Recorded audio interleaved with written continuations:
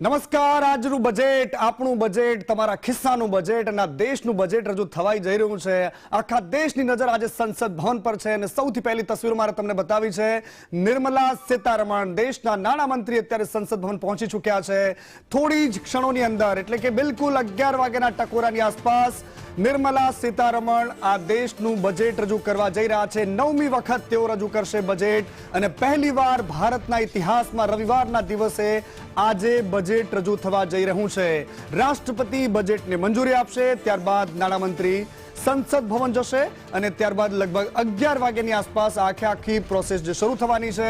નિર્મલા સીતારમણ જે આપણને અત્યારે જોવા મળી રહ્યા છે, બિલકુલ નાણાં મંત્રાલય પહોંચ્યા છે.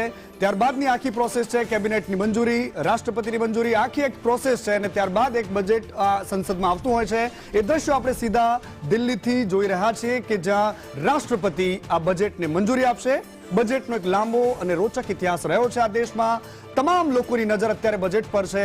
દેશના યુવાનથી લઈને દેશના એ તમામ સિનિયર સિટીઝન કે જેઓ કમાય છે, નોકરી ધંધો કરે છે, પોતાનો ધંધો છે, નોકરિયાત છે કે પછી મહિલા છે, તમામની નજર આજે આ દેશના બજેટ પર છે કે જેને શું અસર થાય છે, પોતાના ખિસ્સા પર શું ફરક પડે છે, એના પર આખા દેશની નજર છે.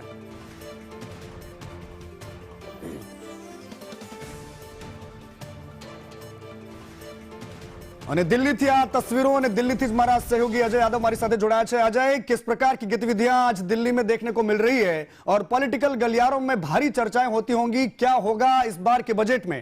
अजय,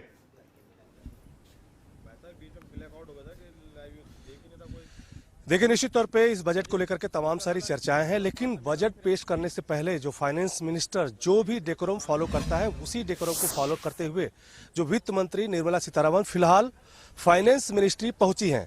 पहले फाइनेंस मिनिस्ट्री कहां था उसको मैं दिखाऊंगा और अभी फाइनेंस मिनिस्टर कहां पे है उसको मैं दिखाने की कोशिश कर रहा हूं.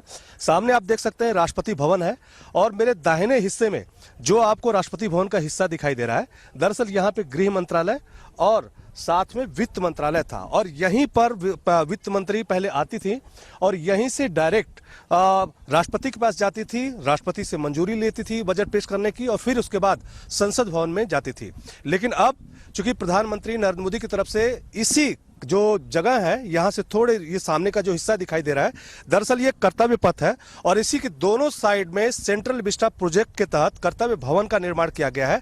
और अब जो फाइनेंस मिनिस्ट्री है इसी कर्तव्य पथ के दूसरे हिस्से में कर्तव्य भवन पे अब मौजूद है और वहीं पर वित्त मंत्री निर्मला सीतारमण फिलहाल है और वहीं से वो सीधे इसी रास्ते के थ्रू यानी कर्तव्य पथ के थ्रू राष्ट्रपति भवन जाएंगी और राष्ट्रपति से बजट पेश करने की मंजूरी लेंगी. फिर वहां से 10 बजे के करीब संसद भवन में आएंगी. सामने के हिस्से में आप देख सकते हैं कि पुराना संसद भवन है और थोड़ा इस पेड़ के साइड में नई संसद है और संसद भवन आएंगे और फिर वहां पे प्रधानमंत्री नरेंद्र मोदी की अगुवाई में कैबिनेट की बैठक होगी और जो बजट पेश किया जाना है उसे कैबिनेट की मुहर लगेगी और फिर उसके बाद 11 बजे बजट पेश किया जाएगा. जहां तक आपने कहा कि मतलब दिल्ली के राजनीतिक गलियारों में किस तरह की चर्चा है, तो सबसे पहले भारतीय जनता पार्टी का अपना पक्ष बताते हैं कि इस बार के बजट को लेकर के भारतीय जनता पार्टी की तरफ से काफी जोर शोर से तैयारियां की जा रही हैं. खुद जो यानी नवनिर्वाचित जो भारतीय जनता पार्टी के राष्ट्रीय अध्यक्ष हैं नितिन नवीन, उनके द्वारा एक पूरी टीम बनाई गई है कि कैसे बजट पेश होने के बाद इस पूरे बजट को देश के कोने कोने में पहुंचाया जाएगा और उसमें भी किस तरह से मंत्रियों का इस्तेमाल किया जाएगा, किस तरह से सांसदों का इस्तेमाल किया जाएगा, किस तरह से विधायकों का इस्तेमाल किया जाएगा. यानी टियर 1, टियर 2, टियर 3 सिटीज से लेकर के ग्रामीण क्षेत्रों तक इस पूरे बजट को लोगों के बीच पहुंचाने की कोशिश की जाएगी. लेकिन जब इतनी बड़ी तैयारी भारतीय जनता पार्टी की तरफ से की गई है तो निश्चित तौर पर बजट भी कुछ ऐसा ही होगा जिसको कहीं न कहीं भारतीय जनता पार्टी ये बताने की कोशिश करेगी कि बिना लोकसभा चुनाव के, यानी कोई चुनाव नहीं है, बावजूद इसके भारतीय जनता पार्टी जो है जिस तरह का बजट लेके आई है वो किस तरह से देश के लिए फायदेमंद है.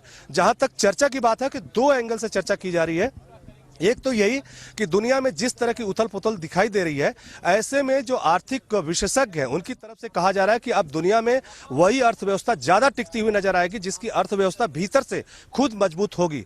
पिछले बार के बजट को आपको याद होगा जिसमें अजय मैं आपको रोकना चाहूंगा. अभी जो तस्वीरें आज दृश्यों साમે આવી રહ્યા છે, લાલ કલરનો પિટારો કે જેને બજેટ કહેવામાં આવે છે, એ ફ્રેન્ચ ચામડાની થેલી જેના નામથી બજેટ શબ્દ આવ્યો અને બજેટ કે જે દેશનો બજેટનો હિસાબ કિતાબ જેમાંથી થાય છે, આખા દેશની નજર લગભગ 150 કરોડનો આ દેશ અને જેની ઉમ્મીદ આજે આ જ લાલ કલરની પોટલી પર છે. આ લાલ કલરનું ડિજિટલ બજેટ જે નિર્મલા સીતારમણના હાથમાં છે. કૃષ્ણા મારી સાથે મારા સહયોગી જોડાયેલા છે. કૃષ્ણા, આ જે સાડી છે અને ઘણી બધી વખત આપણે પણ જોયું છે કે સાડીનો કલર નિર્મલા સીતારમણના ભાષણ પર બિલકુલ અસર કરતો હોય છે અને એ દેશ માટે શું લાવવાના છે એની ઘણી બધી કયાસો લાગતી હોય છે. કૃષ્ણા જી બિલકુલ, આ બજેટ એની પાછળનું જેમ વાત કરી કે રોચક ઇતિહાસ રહ્યો છે, પરંતુ આ દેશનું 80મું બજેટ છે.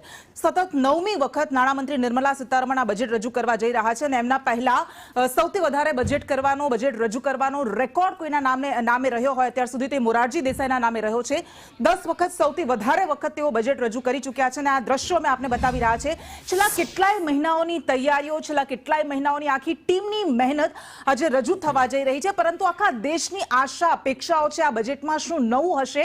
કારણ કે ઘણી બધી વખત એવું થાય છે કે કલાકોની જાહેરાતો કરવામાં આવે છે પરંતુ લોકોના હાથ ખાલી રહી જાય છે, એમના જીવનને સ્પર્શતું એમાંથી કંઈ નીકળતું નથી. હવે આ બજેટમાં શું થવાનું છે આપણે દર વખતે જોઈએ છે કે બજેટ માટે એવું કહેવાય છે કે સરકાર તરફથી બજેટ રજૂ કરવામાં આવે, સરકારના નેતાઓ તરફથી એના વખાણ કરવામાં આવે, એના પ્લસ પોઈન્ટ બતાવવામાં આવે અને વિપક્ષ તરફથી એની ખામીઓ, એની આલોચના કરવામાં આવે. દરેક એક્સપર્ટ પોતપોતાની રીતે પોતાના ક્ષેત્રને શું મળ્યું છે એની વાત કરે, પરંતુ કેટલાક બજેટ એવા પણ રહ્યા છે કે જે ખૂબ મોટા ફેરફાર લઈને આવ્યા છે. જેમ આપણે ગયા બજેટમાં જોયું હતું કે સામાન્ય માણસને એમાં ઇન્કમ ટેક્સ સ્લેબમાં જે ફેરફાર કરવામાં આવ્યો હતો, જે રાહત આપવામાં આવી હતી ખૂબ મોટી હતી, પરંતુ ઓવરઓલ એ ખેડૂતોને શું મળે છે, મહિલાઓને શું મળે છે, યુવા વર્ગને શું મળે છે, બિઝનેસ વર્ગને શું મળે છે, આ બધું જ આ બજેટમાં દેખાતું હોય છે, એના પર નજર રહેતી હોય છે. અને નિર્મલા સીતારમણ જેમ હમણાં કહ્યું કે બજેટ શબ્દ એ ફ્રેન્ચ પરથી, બુગેટ શબ્દ પરથી આવ્યો છે, એ ચામડાની થેલી પરથી, અને ધીમે ધીમે જેમ સમય આગળ વધતો ગયો એમાં પણ ફેરફાર થતો ગયો અને ત્યારબાદ એ સુટકેસમાં બજેટ લેવાતું હતું અને હવે આ